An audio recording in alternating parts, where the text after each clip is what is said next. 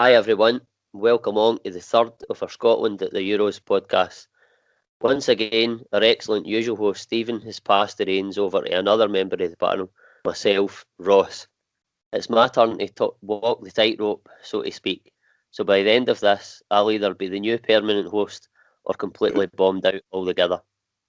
But just call me Billy Gilmore because I'm running the show tonight. I'm joined tonight by the aforementioned Stephen and our regular co-host John. So how we doing, boys? All good, man. All good. Yeah, good, mate. Good. Good. Right, we'll just get right into it then. So there's probably no better place to start than basically the lead up to the game. So I'll come to yourself, John, and just sort of the lead up to the game. And over the days since, we've seen a lot of videos on social media emerging of the Tartan Army descending on London in large numbers. For me, they bring a carnival atmosphere to it all. If there was trophies handed out for partying and absolutely outstanding banter from a fan base, we would be heavyweights. I've enjoyed watching all of that as much as I did the game. What's sort of been your standout sort of video / moment for the Tartan Army over the course of the weekend? Mate, honestly, I've been pissing myself watching these videos, like it's and just with pure jealousy as well, because I'm not there, and I'm sure many is would why be, but obviously work commitments and that I couldn't get the time off, so it's been slightly less glamorous for myself than a lot of about half the population, I suspect. But I've enjoyed it, watching it, seeing the videos and everything else. Just gutted that I couldn't be a part of it myself. But it's just they've been absolutely class. The fans, as we always expect them to be. Like you says, they bring a carnival atmosphere wherever they go, and they get plaudits wherever they go. So it's been absolutely fantastic to see. And in terms of favourite videos, I'm sure everybody's seen them, but you see the boy doing the Klinsman down the street in the rain.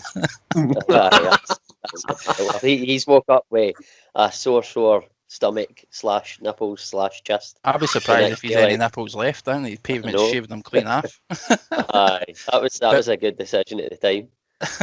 Absolutely, but it just shows you the mentality of the sort of the atmosphere and everything else these Scotland fans bring. It's like there's just a carefree attitude, and it's just great to see because, like you say, it's been so long since we've been there, and they're lighting it up and they're just making the most of it. And they travelled down in numbers. I think some estimated like 20,000 travelled, so it's like there's no shortage of support there. And London must have been waiting up on the Friday, wondering what the hell was going on.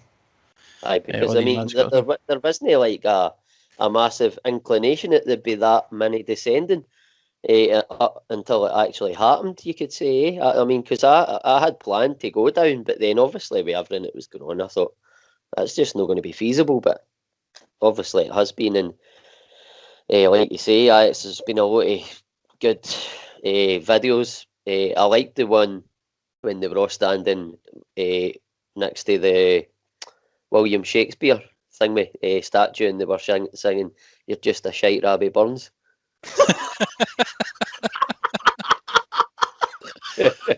Honestly, you cannot beat Scottish fans for patter. It's just you don't get that with other teams, other fan bases, man. It's just comedy gold. Something it's class. Aye, definitely. And what about yourself, Stephen? I expect you'll have had a wee look at a lot of all of this as well, with a wee grin. I mean, I think is most of the fans, let's be honest, beforehand went down with it, obviously expecting a result like that. Went down for a party, went down for a bit of a carry on with their mates and stuff. And if I'm not mistaken, John, a few of our family members went down. David and Darren Reedy. I seen David, Darren, Cammy went as well. And Cammy went as well. And I seen all the pictures of them guys on the train and the pubs. But there was one thing that stood out. The app, on the app TikTok, where you take videos and stuff. There was this woman and a husband who were staying in a B&B up above a bar. Obviously, they're from overseas and stuff, and she was telling the story about that night, and they couldn't get to sleep because of the racket the Scotland fans are making, and they wanted them to stop and stuff. But what they done was they threw on their clothes and went outside, and they partied with the Scotland fans all night, and they bought them drinks, they bought them everything they wanted. They didn't have to spend a penny, and that just brings it back to what you guys were saying. If there was awards for fans, I mean, you'll be heavyweights, as you said, Ross. It's some of the videos. The one, I don't know if you've seen it, with Tyrone Mings doing his pre-match interview, and they were calling him the Sheikh Grant Hanley. He was just the Sheikh Grant Hanley. So and by the way, fair play to him. He took that well. I did see him laughing. He was mid-interview, and he laughed it off. It was top quality for the guy. Fair play to him. And I just thought, like, the crowds and stuff, and there was a few Scotland fans stayed behind in certain areas, cleaning the place up the next day, and it was just good to see. It's what we miss, isn't it? The fans bring so much joy, bring so much colour to everywhere. I mean, even I know keeping back that over in Budapest, full stadiums, and London, there's 20,000 Scotland fans. We just want to be back supporting all the teams we love, and regardless of what team you support, you want to be in that stadium, national team included, in Scotland in this case. But it was fantastic, Ross. I seen the one you're on about when they're just right in the middle of a place that's shouting at a statue. It's like just all singing and pointing at it. Yeah, and then obviously the famous tune now, Yes Sir, I Can Boogie. I know I said before we're going to have a wee sing song, but I mean our voices left a lot to be desired. But it's been great crack watching it all. And myself, as I'm an Irish fan, I don't hide that, and it's just been fantastic, especially the result. I'm sure we're going to get into that as well. But yeah, Ross, everything's been top notch from the Scottish fans, like. As it's been, and the result itself, it was great, and it's just been brilliant the whole weekend. And I've not came down off the high yet. I'll probably not come down off the high until kick off tomorrow night. But moving on to sort of the next segment, if you like, I just want to touch upon the sort of like, excuse me, the dismissive and disrespectful English media. Evening, Mr. Ferdinand. Evening, Mr. Neville. To name but two. But come to yourself, Stephen. For me, I think the attitude played into our hands and rubbed off on guys like Sterling. I believe they took us lightly, and I know hindsight is wonderful, but that performance and how it panned out, it didn't surprise me one bit. Some of the comments coming out for ex-players, it was total arrogance for me. But what's your thoughts on what was coming out for the sort of the media ex-players, if you like, for the England camp? This is my favourite subject, Ross. I fucking love it. See when the press underestimates Scottish teams or the Scotland national team, you love it, don't you? You love them thinking, oh, they're going to come here, they're going to be shit. And we said it before in the podcast we've done before the England game, that the Scottish team has a lot of talent, Premier League players, so it's not to be sniffed at. I mean, Ferdinand said, I think he said it'd be easy if England turned up. Neville was the same as along them lines, and Jamie O'Hara said if England turn up a decent performance, it should be 4 or 5 quite easy. And then there was a podcaster over in England, and he said he's 7 or 8-0. I don't know what planet these guys live on. Do they think the Scottish national team play part-time football? Like it's madness.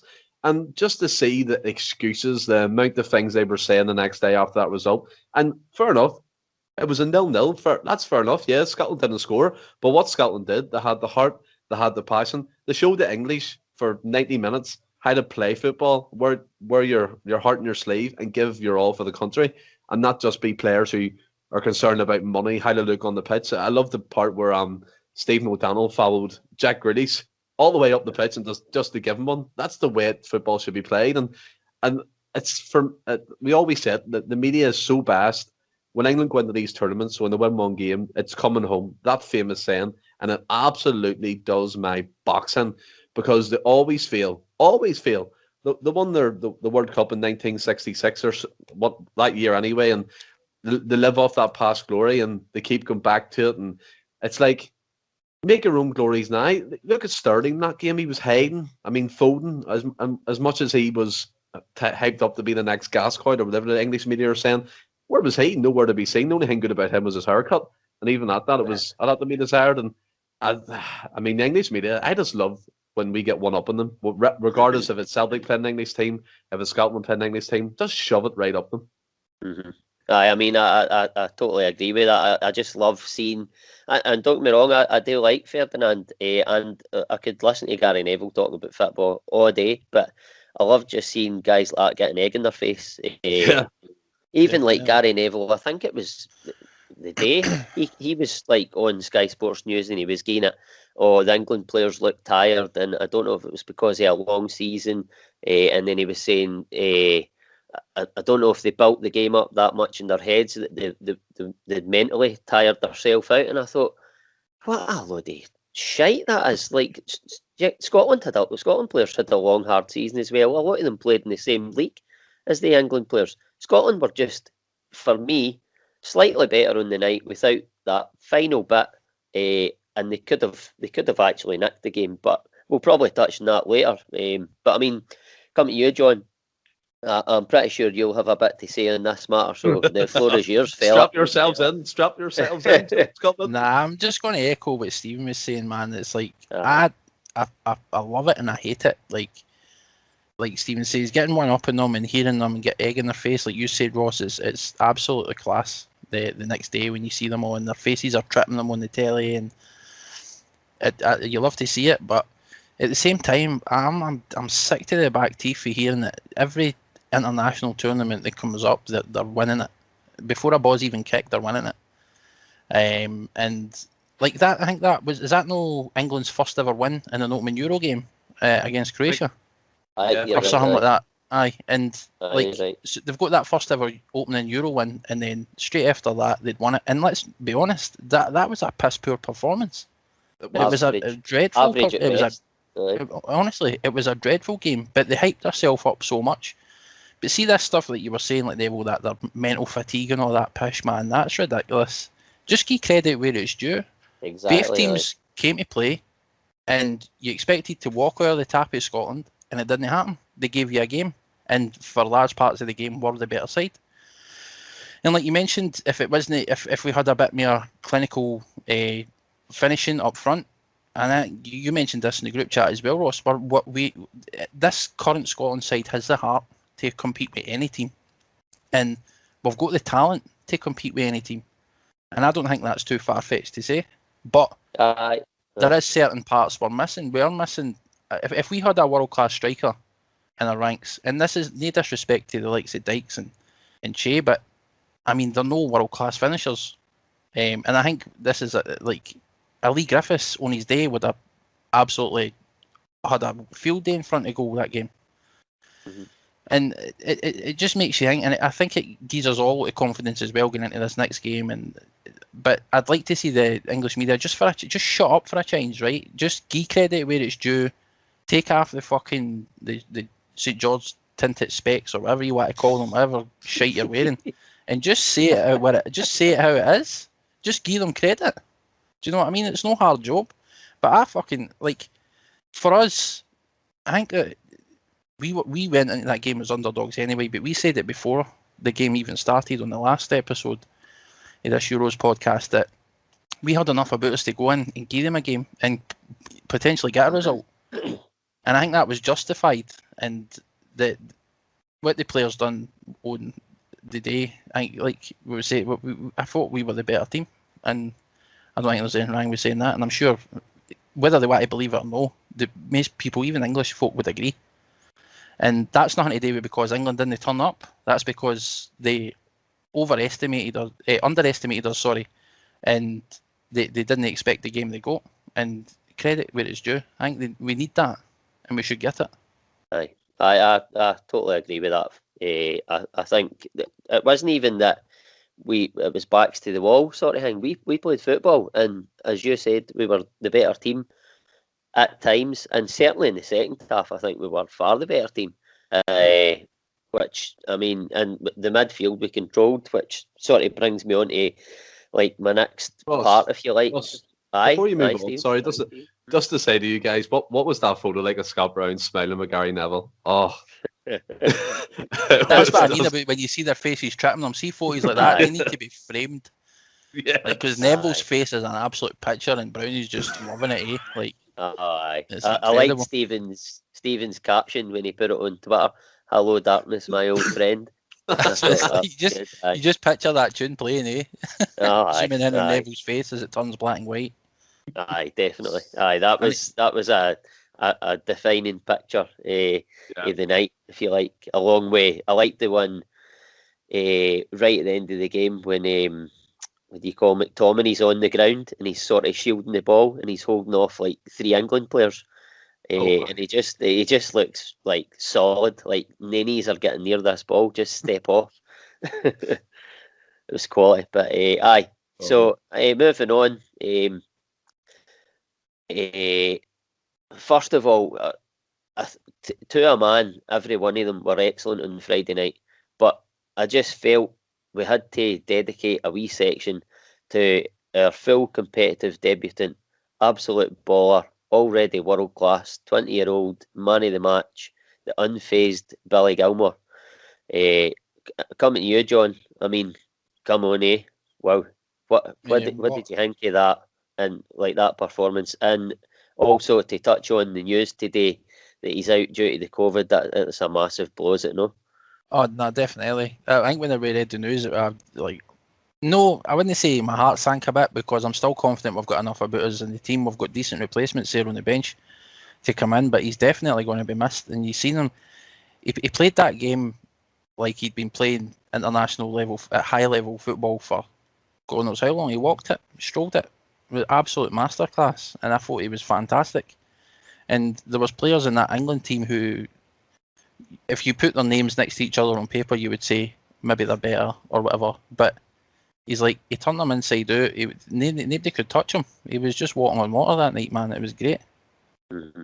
I've honestly never, in my lifetime, I've never seen a Scotland player in any game dictate the pace of the game and like basically control the whole game as much as he did on Friday night. I thought it was one of the best Scotland performances for a single player that I've seen in a very and probably in my definitely life. Up there. Like it just, and like you say, his age as well, and to think he didn't start the game against the Czech Republic, did he? And it's like when you see what he's capable of, you're like, we could have done with that in that game as well. Aye. And I think losing him for this going into this game is obviously going to be a blow. But I mean, to be fair, we've still got a decent replacements on the bench. We've got good options, certainly in that area of the park. But I mean, Stephen, coming to you, basically the exact same question. How impressed were you with the boy? And just give me your thoughts on the fact that he's going to be missing due to COVID. Sorry, just getting on my nerves that now, but it's weird. When I was watching the game, I can't remember who the co-commentator was. I think it was Lee Dixon. I was watching on the English channel, wasn't watching on STV. And he kept saying, 25 minutes in, he was saying Billy Gilmore was gassed. He was done. It looked like the game was passing him by. And I was watching it going, is he watching this game right? Is he seeing it through the same eyes I'm watching it here? And the guy was, what's that saying? You keep the ball in the phone box, no one's going to get it off you. And he took it on the half turn. He played balls through. He broke the lines. And I think maybe one time he passed it back. Every other pass was forward, and it was forward, and he was looking to probe. And another good thing about him was as well, he broke up the play. He wasn't afraid of tackling. And there was one point where he tracked, I think it might have been his teammate Mount, literally the whole left-hand side of the pitch, and took him out. And he got the ball, and away he went again. And it was just the endeavour for me, because you look at his build and you're thinking to yourself, yeah, he's going to be a good ball player. He's good in the ball. But he has that get stuck in mentality as well, which is fantastic.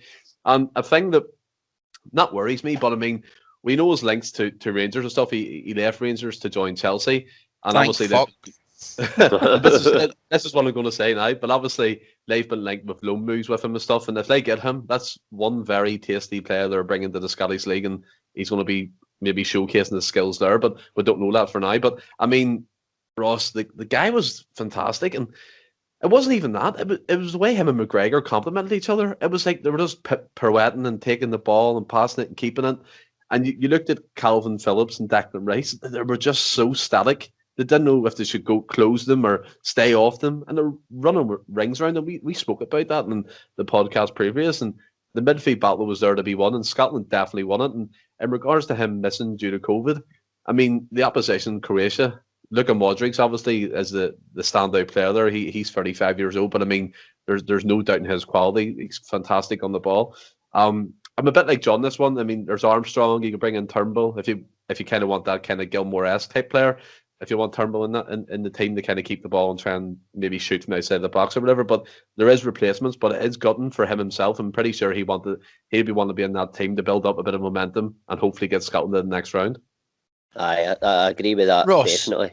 Another thing, just before we go on as well, sorry to cut you off, but I think you owe an apology to a certain Mr. O'Donnell as well. We both do. We both do. I think Because, we all do. He was. I think about 90% of the Scotland support do. But in my defence, he was absolutely rank rotten against the Czech Republic. So he deserved to be slated. But in the same token, he was absolutely outstanding on Friday night, and he deserves to be praised. That's how it works. That's so I think I kind of half, but then he play shite and you'll not get slagged.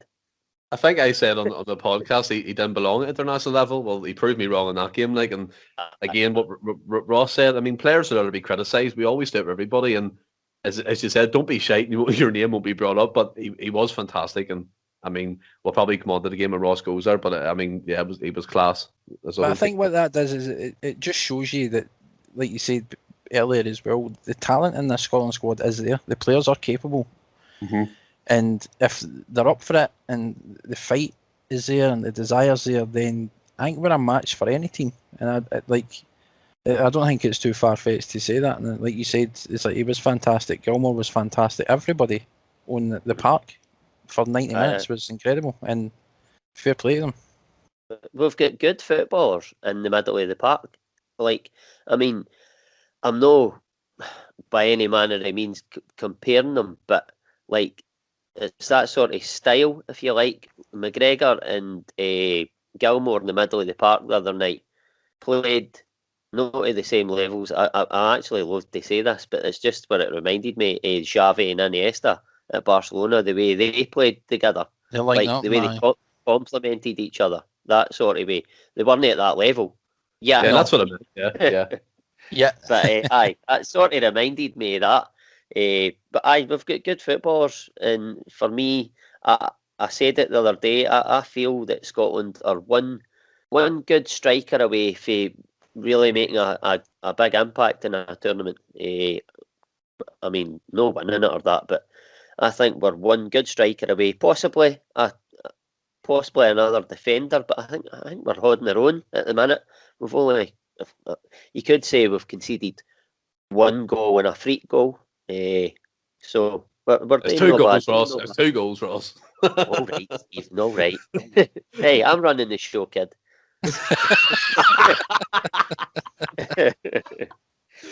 And on that note, we'll move on to the game itself. John, I'll come to you. We've sort of alluded, obviously, slightly to the game itself. But what was your overall take on it? I was absolutely buzzing, man. Like I said before the game, there was enough about us, and I was confident that we could pull a result out, because I seen nothing for this England side that scares me or made me think otherwise. And watching the game as well, it vindicated that, because I thought, as I said, for the large portions of the game, we were the better side. We controlled the game. We attacked them. We didn't sit back. We weren't showing them too much respect. It was we went at them, and as I said before, see if we went at their throats for the first whistle, there's no reason why we couldn't get a result. And I was so fucking happy just to see us do that, and we gave them nothing. And we were unlucky not to come away with that game with the win, because I think it would have been thoroughly deserved. But I thought everybody played fantastic.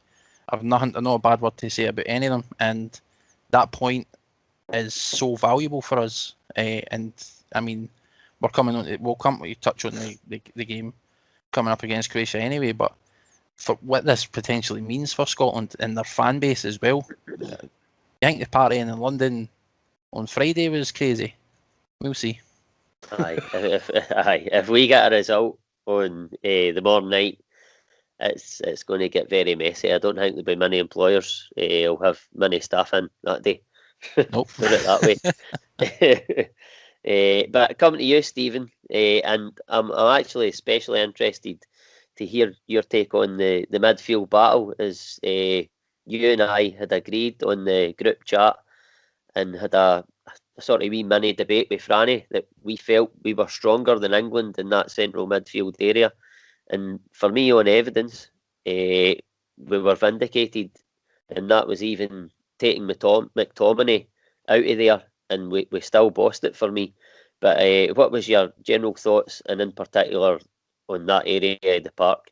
I mean, there's one question in my mind, Ross. What midfield battle? Because Scotland absolutely tore the midfield apart and they bossed it from start to finish. My thoughts in the game, I mean, from the early parts of the game, I mean, Che Adams, I mean, we had to give a shout out to him. He made a big difference up front. He held the ball up. He won early flick-ons, and that kind of set the tone for me. And England had 2 opportunities that comes to mind. The post, when the header, and once where McTominay tried to play the ball in the back and it went to Sterling, and he flashed it across the goal, and Foden missed at the near post. But apart from that, there was Grant Hanley bossed Harry Kane. He had to be took off because he was playing that shite, and he's their main man. And Grant Hanley's only been promoted to the Premier League with Norwich, and it just shows you, as John said, the talent in the squad is underestimated by everybody. And when they get their heads together, they make one hell of a team. And Scotland could have won. They could have won 2 or 3-0 easily for me. And the finishing aspect of it, I mean, there was the first half, there was a bit of play down the right hand side, and they got put in the box on the floor and went to Che Adams' feet. And instead of turning, he kind of turned and shot it. If he took a wee bit of time, he might have been able to place it. And then the one where he flashed it over the bar, and there was other opportunities like that. If we had a finisher, Lee Griffiths must be sitting at home kicking himself, thinking this could have been his Euros, because he would have had a field day. When he has his finishing boots on, he's the best striker in Scotland in terms of finishing. I mean, going back to the midfield, Ross, we had a big debate about this in the group chat. Everybody was involved, and Franny was a bit more pessimistic in regards to what Scotland could offer. I just believe, like, if you look at it, McGinn, Armstrong, Turnbull, Gilmore, McGregor, McTominay, it's one hell of a midfield, isn't it, really? And Gilmore and McGregor, as you said, they're Xavi and Iniesta. I mean, yes, you can play like them, but you'll never be them. And that's the way they played. They complemented each other. McGinn was the driving force. He broke up the play. I mean, he made mincemeat out of Calvin Phillips. I mean, amount of times did he turn him with that big fat arse of his? And your man Phillips, he had no idea what was going on. Declan Rice was missing for most of the game for me. And there's all this hype about him being this 60, 70 million pound player. McGregor and Gilmore did not look out of place against England. And I think the McGregor performance goes underestimated. He did what he done at Celtic. He kept it simple. And that was him at his best again, when he was just holding the ball, playing it nice and short, sideways, front ways, back ways if he needed to.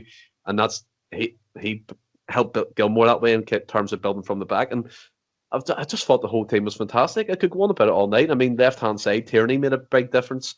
His burst and runs from centre-back confused them an awful lot, because they had Robertson and Tierney to deal with. And no offence to Liam Cooper. I mean, he has played, he does play in the Premier League with Leeds, but he doesn't really, I mean, for me, and this might come back to eat my words again in terms of O'Donnell, but Tierney's the right man in there. I mean, he proved it again. He made a massive difference. I don't know about you guys think, but Scotland to a man outperformed them, outfought them. They battered them. They just battered them. And watching the sour bakes of the English media trying to make excuses. I mean, I said to you guys, they're trying to spin this as a Southgate masterclass, that he wanted to draw because he doesn't want to finish first because of the potential teams he could face. It's a downright disgrace. Exactly. It's a downright disgrace that they're scraping so low to find these excuses instead of giving Scotland the credit and the arse whipping they got. Bar a goal, Scotland could have won that easily if they had the finisher. Aye. I totally agree in pretty much all of that. And I just want to touch on Stephen O'Donnell's volley as well. I thought that was like, wow. Like, yes. How he didn't catch it amazing, but like, I was just surprised he even caught it. I've never seen a giraffe taking a volley before, but it was impressive.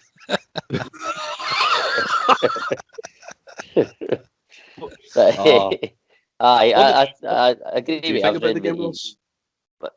I just basically echo what you have said. I thought in the middle of the park we controlled it from pretty much start to finish. I think John McGinn playing in front of our sort of midfield to Gilmore and McGregor it works perfectly. McGinn is better for Scotland in that more advanced role. He's proved that time and time again, and he's always good for a goal. obviously he hasn't got one in the Euros yet. I thought Grant Hanley was comfortable all night. He had a £100 million Harry Kane in his back pocket all night.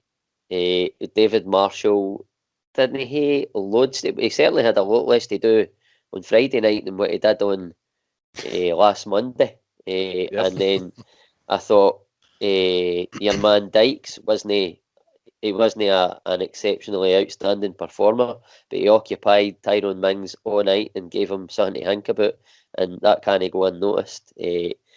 Cal McGregor has looked shattered all season, and he had a new lease of life on Friday night. Just every one of them, my man. You don't like to pick certain guys out, but obviously you have to. But I thought every one of them performed amazing. Your captain Robertson, him and Tierney, dovetailed. I think I'm taking over for you. We tripping up my words because I'm hosting. Can't even see his name. But I thought him and Robertson dovetailed brilliant. It was just it was a typical Steve Clarke team performance, and I think he's brought, because I think it helps that we've got to a tournament as well. But I think he's brought like a club mentality, and you just know that every one of them are playing for each other. Even the way like Stephen O'Donnell was talking in his interview about Robertson and stuff, putting an arm round him after that first performance and helping him with the criticism that came his way. It's such a tight knit group, and if they manage to qualify on Tuesday night, then every one of them, man, deserves it, because they've done everything in their power to achieve it.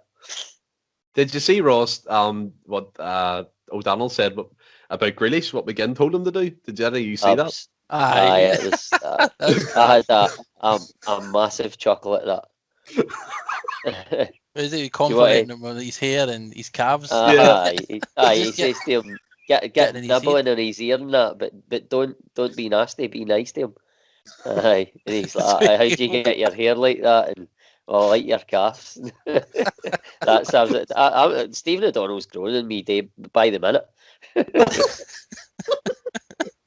Was the fact they took it so literally and was actually giving him compliments. It's just see watching the highlights of O'Donnell back when he's chasing Grealish, and you know that's the kind of shit he's saying at him. It just makes it all the better for me as well, and just getting in his head as well, because you could see it would have been bothering him.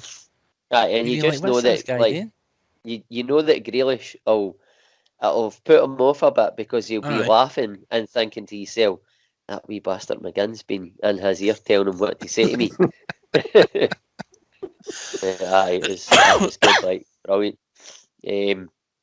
So moving on to the next part. Obviously, we didn't all manage to watch the game together in the same room, but coming to you, John, where did you end up watching it? And did a party ensue afterwards, or was it pretty reserved, with there still being like sort of work to do within the group? Just sort of describe what you done a couple of hours before, during, and after the game, and if it was kind of shite and boring, just make something up. It wasn't all that great, to be honest. Obviously, I couldn't go out to the pub and that with you boys. I saw a video of you, Ross, outstanding. I think that maybe needs to make it to Twitter, Stephen. We can get that up. Yes, 100%. Please no. But no, Ross, I would have loved to have been able to make it done, but as I had prior plans, so finished work late, made my way straight through to Edinburgh to the girls, and then we sat and watched it together. And both of us, just as fans, just shouting at the telly, and then after the result, we were buzzing. It was great. We had a wee drink. I would say it was a quite reserved, quiet night, but I mean, we still celebrated it. Aye, it doesn't really matter where you watch it, and I know we only, it was a draw at the end of the day, but it was a point that we needed, and it's essentially, it was a home game for, well, it wasn't essentially, it was a home game for them. So to go there and get a point within the group, I think you'd have snapped MD's hand off for that before a ball was kicked. And for me, you just wanted to like have a chance of some sort going into the final game, and they've done that. So it's all you can ask. But what about yourself, Stephen? Did you head out or stay in with a wee drink? I apologise now if you told me on Friday night what you were doing, but I was pretty gassed early doors, so can't mind. Ross, you've perfectly teed this segment up for yourself, for you to tell what you done in that video, because that was absolutely fantastic. But see, before I actually answer our question, I just want to ask, because this is confusing me, right? See the Euros, obviously the fourth best third team places, whatever. Third, 4 teams go through, whatever it works. What does Scotland need to do, or what needs to happen? Because I've seen so many different pictures of what needs to happen, and I just can't make heads or tails of it. Do any of you guys know? I'm pretty sure I know. I'm 99.9% confident. I've just watched Belgium sticking the ball in the net against Finland, and if Belgium beat Finland tonight, then Finland will stay on 3 points, which most likely won't be enough to get you one of the 4 best third place finishers. And if Scotland beat Croatia tomorrow night, then they'll go on 4 points.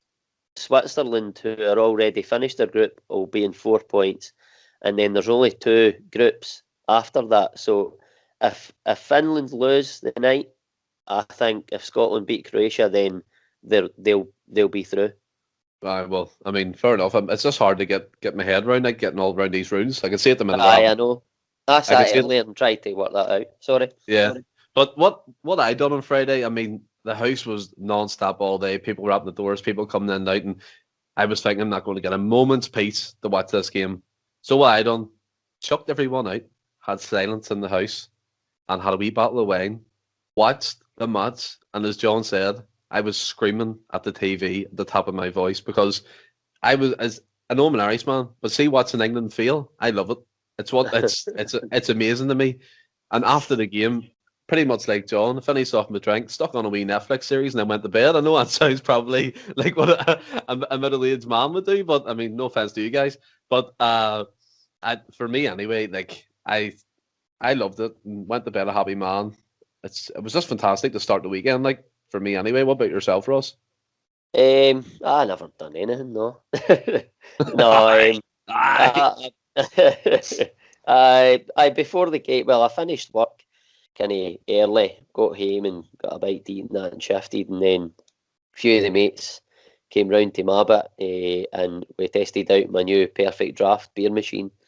We had a couple of pints at my bit, and then we headed to the pub, and we had more than a couple of pints there, and taking in the game, and it was a great atmosphere in the pub. And then at the final whistle, it was like, no exaggeration, you could have lifted like the Tartan Army to London and put it in the pub, and it would have just been the same. The pub was jumping. Obviously, we were all sitting at our own tables, but it was just a great atmosphere in the pub. And then you can't believe that you forget, because you're having such a good time, and then it's 11 o'clock and you're like, we're getting kicked out here. Oh my God. But I ended up going back to my sister's house with only a couple of others, and we had a few drinks back at hers and a bit of a party, a karaoke, bit of Yes Sir I Can Boogie, and I made my way home, and I think my head hit the pillow about 4 o'clock in the morning. I was rather worse for wearing the Saturday, but it was all worth it. It was all worth it. There was some rumours going about, Ross, in your pub. You were sitting going, "I'm the big man," the End of Celts podcast, and they're all videoing you and all. I don't know if you have anything to say about that. I don't know if I was saying I'm the big man. I've never claimed to be a big man, but I did get caught in camera doing some sort of dance that I hope never sees the light of day. But, no, that's definitely seen the light of day. It's good on. Well, hey, it's all. But listen, it was outstanding, and it just shows you the spirits of the Scotland fans, and even with a draw like that, knowing how big that point was for us, and to play the way we did, we celebrated it just as much as we would have a victory, and I think that's fantastic. And again, it just shows you the mentality of the Scotland fans as well. We just want to party, and we're just happy to be there. I definitely agree with that. And by the way, can I just say, I was saying to Stephen there that I watched Belgium scoring, but I've just looked at the telly again, and I think it's been chopped off because it's still saying 0-0. So, VAR. but aye, my obviously. Aye, enough said. The less said about VR, the better. But aye, so moving on to the next section. Basically, to touch on the Croatia game, it's the third game, and hopefully no our last in the tournament. I mean, let's be honest, this is humongous, isn't it? We've sort of touched on it already, but it's one I feel we can absolutely win because of what we've spoke about already. I think we've got good players and we can give almost anyone a game, and we have done down the years. But I mean, Croatia aren't the team of 2018, but they're still dangerous with guys like Perisic and Modric. But I mean, we've just got to shut out. We've just shut out the inverted commas tournament winners, so I think we'll be fine. Stephen, how do you see this one panning out? Well, I think in prospect of game and what it means, it's probably bigger than England game, really, isn't it? I mean, England, it's a big game for what it stands for. This is a big game for what it can be in terms of getting through the last stages of the competition in the Euros. And as you said, Ross, this Croatia team, even back in 2018, they were still aging, but they were street worthy, and they have good players like Modric, Mandzukic at the time, and Perisic, as you said. There's some cracking players in that team, world class. Luka Modric as well. We can't forget him. I just think if Scotland played the way they did against England, where it was on them from the start, hitting them balls up to Che Adams and Dykes, winning the flick-ons, winning the second balls, and most importantly, trying to win that midfield battle, because the games are won and lost in the middle of the park. But do you know what I mean? And Luka Modric, he's going to be a hard one to stop. I mean, can you stop him? And maybe you have to stop what he's doing, but trying to man-mark him would probably be impossible. But I'm quietly confident that Scotland could win. I would be more on the side that it'd be a tight game. I think that both teams will score. I can see that happening. I can see both teams scoring. It all depends for me who has the biggest balls, who has the biggest metal to hold up, get the goals that need to get the team through, and hopefully Scotland can do that. I'm confident that they can. Yeah, I mean, the team, Gilmore's a miss, but as John said, anyone could come in now. Turnbull, I mean, he's Gilmore-esque, maybe not on his level, obviously, but Turnbull's. We've seen him at Celtic this season. He was one of the bright spots of our squad and what was the dire season. If he comes in, or Armstrong with the added energy, you keep McGregor in there to keep the ball in the middle of the park. I mean, it will be a good game. It will be a good game, but it's for me, it's about who has the biggest balls here, to be honest. Mm-hmm. I mean, I think Scotland have made a lot of chances over the course of the two games, and I think if we continue to make that amount of chances, Sutton, I mean, it's probably going to be a moment of brilliance or some sort of ricochet, but Sutton has got to give. You can't keep making that amount of chances over the course of two games, hopefully three, and no take one or two of them. So I'm holding on to that, and again, like the England game, it's going to be tough. You can't ignore their qualities, but it's one that I feel we can win. What about yourself, John? What do you think? Can we do it? Yeah, I think we are going to win. I'm just going to lay my cards out on the table and just say it as it is. I feel there's enough about us to be able to see them off. I don't think they've been particularly impressed. They weren't great against England in the opening game. I don't think they were particularly great against the Czechs either. And let's be honest, we got beat by the Czech Republic, right? But that wasn't. I mean, I wouldn't look too much into that result because, again, I think for large portions of that game, I thought we were the better team. We controlled much more of the game. They got a decent goal through that first cross. That the second goal was a freak accident. It should never have happened.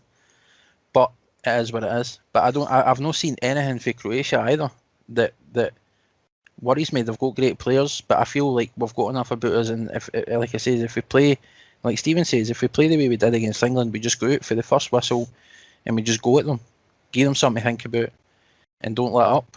Then, and we know how big this result is, so I'm sure all the guys are going to be well fired up for it. They know what it means. They know what it could potentially be, and they could potentially see Scotland qualify for the group stages for the first time in their history.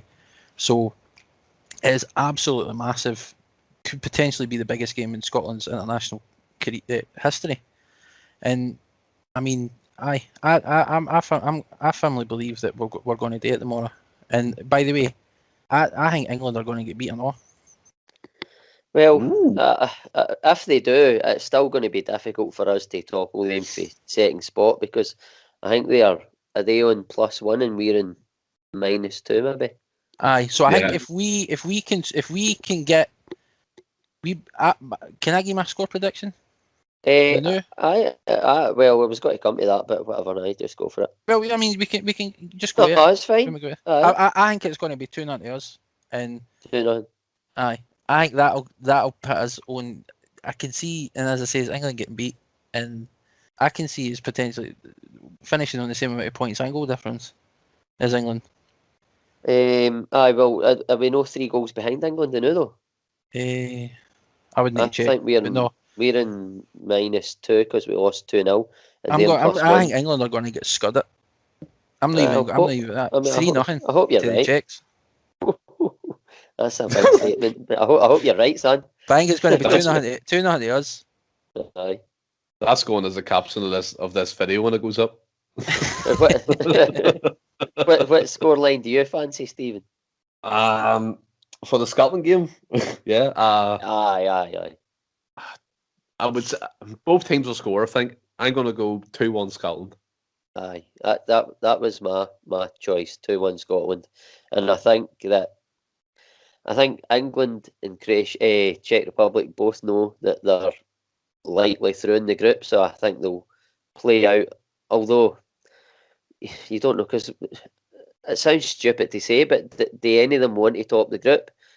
I don't know if they'll play out a boring 0-0 or 1-1 draw, but I mean, it doesn't matter. Don't you be banning them conspiracy theories that they're trying to say was a Southgate masterclass, mate? No, absolutely not. But I don't know. It doesn't matter what happens in that game. Scotland just need to go out and win. Yeah, exactly. And that's it. It's just shut out anything else. If we win, Belgium are up 1-0 now, so it looks to me if we win tomorrow night, then we've done enough. And if we haven't, then we're going to be really, really, really unlucky and hard done by. But I mean, coming on to the team predictions, I'll just hit you with mine quickly. I think it will be the very same team, obviously with the exception of Billy Gilmore. I think that I would still keep McTominay in the back three, and as we've touched on, I would probably go away Armstrong in the middle alongside McGregor and keep John McGinn pushed a bit further forward. And I think at some point, I would start with O'Donnell, but I think at some point in the proceedings, we're going to have to get a bit more cutting edge onto the park in the second half and maybe bring on a Forrest or a Fraser. But what do you think yourself, John, about the team? I think it's going to be the same lineup as it was against England, obviously excluding Gilmore. I'd like to see Turnbull start there. I feel Turnbull deserves a chance to show what he can do at this stage. We all know he's a good enough player, and we know how good his passing play and his link-up play would be just as good as well. So I think he could definitely give us something different in the middle of the park. So it would be by and large the same lineup, just with Turnbull rather than Gilmore. Mm-hmm. Aye, that's fair enough. And Stephen, what about yourself? I went Marshall, McConaughey, Hanley, and Tierney. It was funny how Hendrick got dropped as well, wasn't he? He got kind of scudded out. As you said, Ross, I'm going to go for Forrest starting. No slight, no O'Donnell. I just think for this game, it needs to be from the start, all out, just attack, get in there, the opposite half, and stay there the whole game because they need this win. Be honest, don't they, guys? And I think obviously Gilmore's away out through the COVID. I think Armstrong come back in with McGregor in the middle, Robertson on the left, McGinn just in front, and Adams and Dykes. Can I just say as well, I think Croatia's best chance at getting anything for us is doing our right side, their left. I don't think they're going to have much success going down the right with Robertson and Tierney there. I think we're going to dominate the middle of the park. So their best route is doing that left. So we need to make sure that we've got enough on the left to cover it. Forest, just alluding to what you were saying, Stephen, I think from an attacking perspective, Forrest or Fraser definitely makes more sense. But I mean, you're going to need somebody to cover that defensively, because I think that's going to be their main route. So I think It's a hard one. It is a hard one.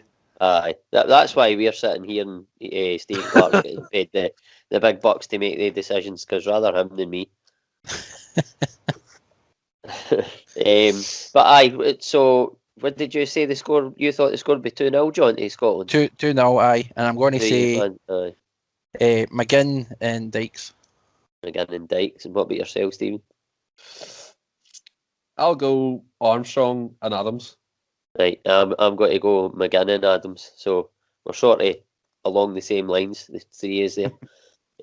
But aye, hopefully any one of these scores would do for me, and I'm sure you would echo that. Absolutely. But that sort of brings us to the end of the show, or the main show. But just to finish off, I'm going to sort of bring a wee sort of like quiz into the equation, like we do in the normal podcast. I thought it would be quite do this with the two Tomlinsons, aka going against each other. I thought you were taking the piss when you said you were doing a quiz. Not at all. I never take the piss, John. It would just be the same format as the quiz in the main shows. Well done, Stephen. Congratulations. John, don't worry. There might be a wee delay in Stephen's. You better not. See if you know what's going to happen now. Like, see if I do end up pulling this out the bag and winning, right? And I'm shite at being put on the spot on quizzes, and I'm not going to lie about it. I'm useless. I think. See if I somehow pull this out the bag. That's all we're going to hear now, because you've said that. Aye, okay. Aye, so we'll just do, obviously, because it's a Euros show, where I was thinking just do a sort of Euros down the years sort of theme. So it'll be the best of 5 or the first 3, whatever, however you want to say it. Let's get that. So, are you ready? Go ahead. Right. Which 3 sides have won the European Championship on home soil? France, Spain, Greece. No. I'm literally just naming fucking teams. Spain, France, Italy. Yeah, Stephen. Where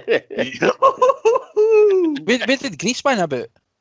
No, in Greece. Have they even held the Euros? It was 2004 they won it, but I can't mind where it was in 2004. I want to say France. I think it was somewhere like that. Or something like that. Anyway, regardless, Stephen's won that up. Right, so question 2. What was special about Oliver Bierhoff's winning goal in the final of Euro 96? Are you joking? I was 2 years old. Are you having a laugh here? Did he score a volley or something? Oh, God.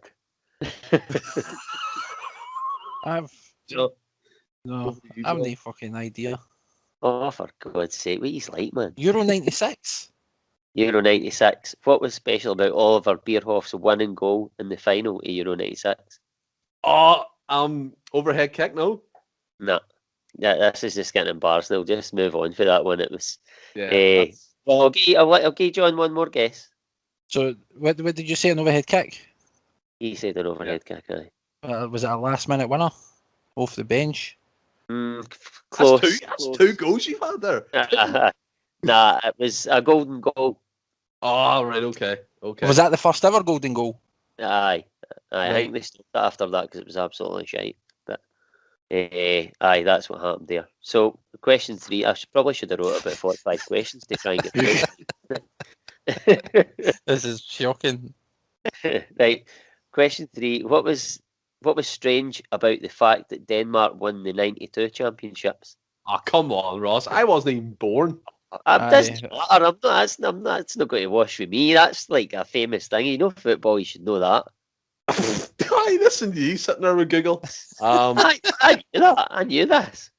What was special about them winning it? So Oh man, what was it straight? no? Was it something? They never qualified.